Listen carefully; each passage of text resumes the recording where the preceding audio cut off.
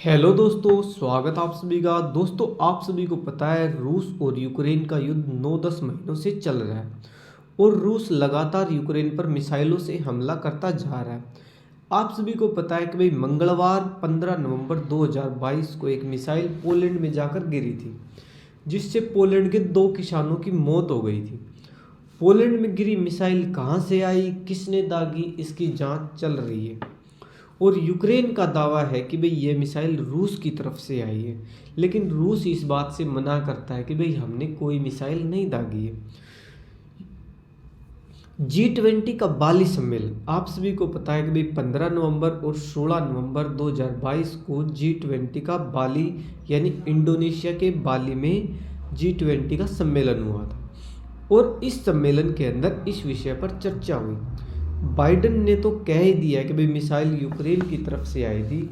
अगर बात करें तो इतिहास की, 1 सितंबर 1939 का वो दिन था कि भाई जब हिटलर की सेना ने पोलैंड पर आक्रमण किया था और तभी सेकेंड वर्ल्ड वॉर शुरू हो गया था। पोलैंड नाटो देशों का सदस्य है और नाटो समझौते का जो आर्टिकल 5 है वो ये कहता है कि भाई नाटो के एक देश पर हमला होगा तो उस हमले को पूरे नाटो संघ पर हमला समझा जाएगा और इसका जवाब नाटो संघ मिलकर देगा।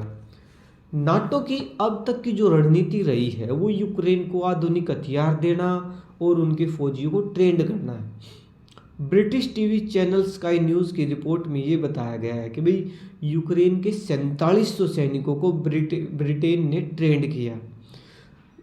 उसी के बाद देखा जाए तो स्वीडन, न्यूजीलैंड और नीदरलैंड ने भी यूक्रेन के सैनिकों को ट्रेनिंग दी है। आपको पता हो तो कि भाई नाटो देश रूस से उलझना नहीं चाहते, क्योंकि अगर नाटो देश रूस से उलझेंगे तो थर्ड वर्ल्ड वॉर शुरू हो सकता है और ये नाटो देश नहीं चाहते कि भाई थर्ड वर्ल्ड वॉर शुरू हो, क्योंकि वर्ल्ड वॉर के जो परिणाम हैं वो पूरी दुनिया को पता है कि भाई वर्ल्ड वॉर अगर होता है तो उसके क्या परिणाम हो सकते हैं। G20 की बैठक में यह अहम मुद्दा बना। कई देशों ने यह अनुमान लगाया कि भाई जेलेंस्की ने लगातार जा रही रूसी मिसाइलों से बड़े माहौल का फायदा उठाने की कोशिश की। जेलेंस्की की रणनीति यही रही होगी कि भाई युद्ध में दूसरी ताकतों को भी उलझा दिया जाए और रूस को हराया जा सके।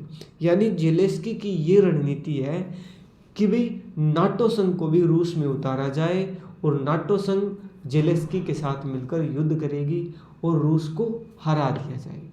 ठीक है, इस बात की चर्चा चल रही है और एक चर्चा और चल रही है इसके साथ ही, यानी यूक्रेन के सैनिकों ने रूस के निहत्थे सैनिकों पर वार किया है। इस बात पर भी चर्चा चल रही है।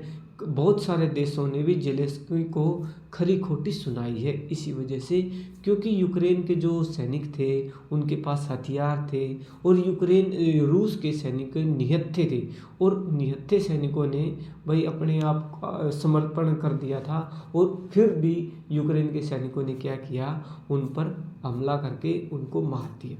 इस विषय पर भी चर्चा चल रही है। ठीक है भाई।